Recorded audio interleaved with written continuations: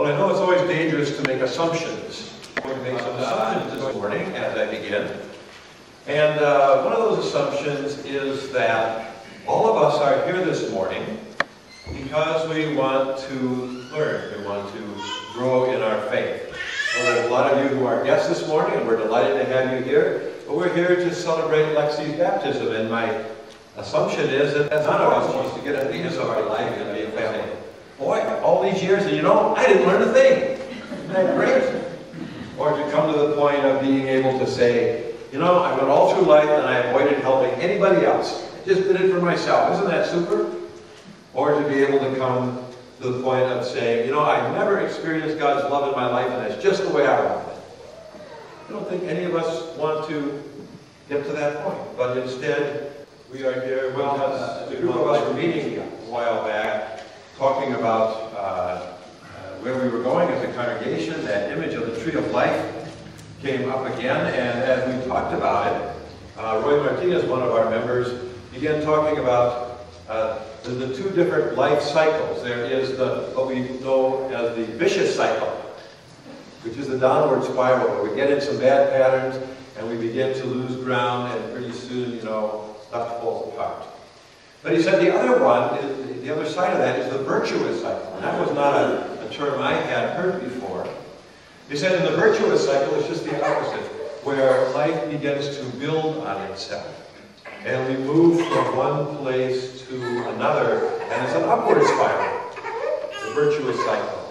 Because, that's what the tree of life is supposed to be, is that virtuous cycle where it grows and it includes us, and in so many ways we continue to grow together. So I'd like to talk a little bit more about that.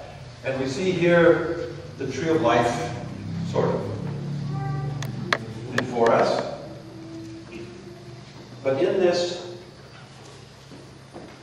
tree of life, it's so important that we have a good root system. And I remember even when I was a kid in school, they always emphasized, there's more tree below the ground than there is above the ground. You need this root system that's at least as big as the plant. Well, in this case, the root system is actually infinite because it is the root system that sinks itself deep into the presence and the grace and the love of God. You can't see that back there, it says God. Because without our roots going deep into God, or as Colossians said, let your roots grow deep into Christ, we are just floundering by ourselves. Maybe you've noticed in the garden, you'll see a plant that you thought was healthy and all of a sudden it falls over because the gopher's got the roots. That's what happens when our roots don't go deep.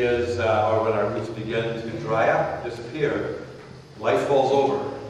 We draw our sustenance, our nourishment from God. And one of the main ways that we do that we experience and that we draw upon God's nurture is through prayer. You have to turn your side there. But it's through prayer that we connect with the infinite grace and love of God. That conversation, hopefully, happens every day.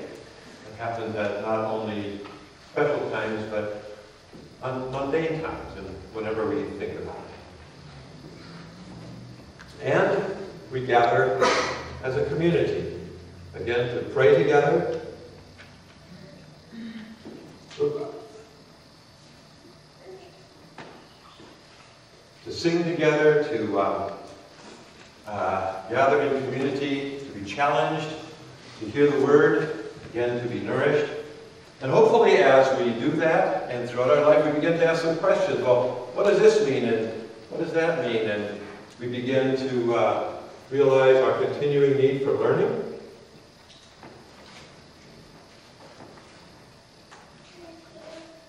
That was a hard tree. We also experience under the tree of life the joy of serving.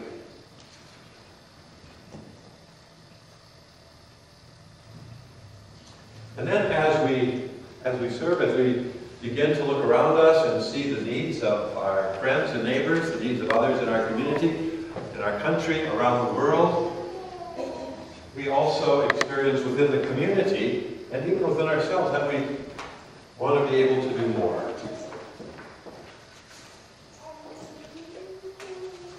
And so we begin to seek out new, increasing opportunities.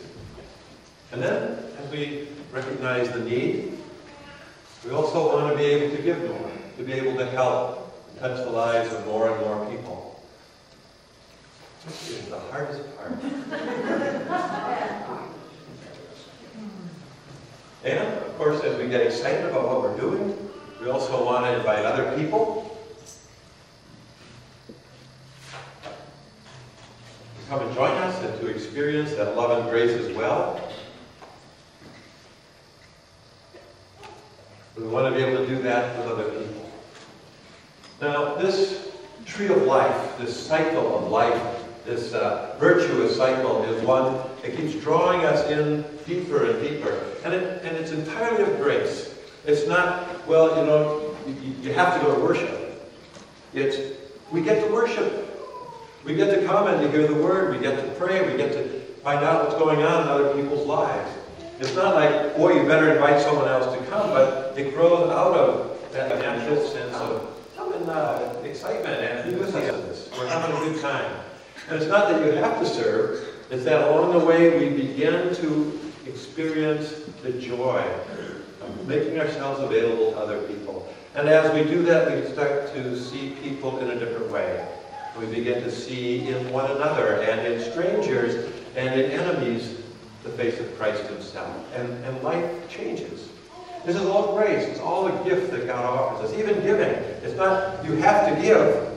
It's God has given us the gift of being able to share in this together. And as we live a more and more generous life, we experience the joy that comes in that as well. So again, it's not, there isn't only one path that we follow in the virtuous circle, but it is in fact woven through, and the point is that as we grow in one, we begin to grow and we grow, and it's the nourishment, the love, the grace from God comes into that cycle.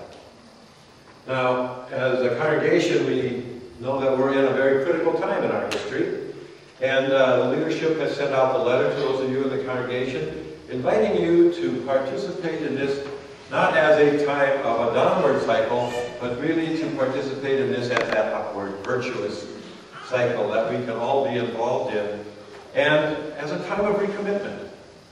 And you see, in that letter there was a response form. Sometimes it's really helpful to put your name on the dotted line and say, yeah, we want this to be a special time when we as individuals, as well as a congregation, Paul talks about to growing in maturity, growing as a huge stature, a huge challenge.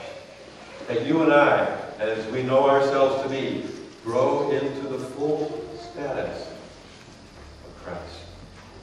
That's the job before us, that we do that. Our work is cut out for us. I invite you to be part of it. Amen.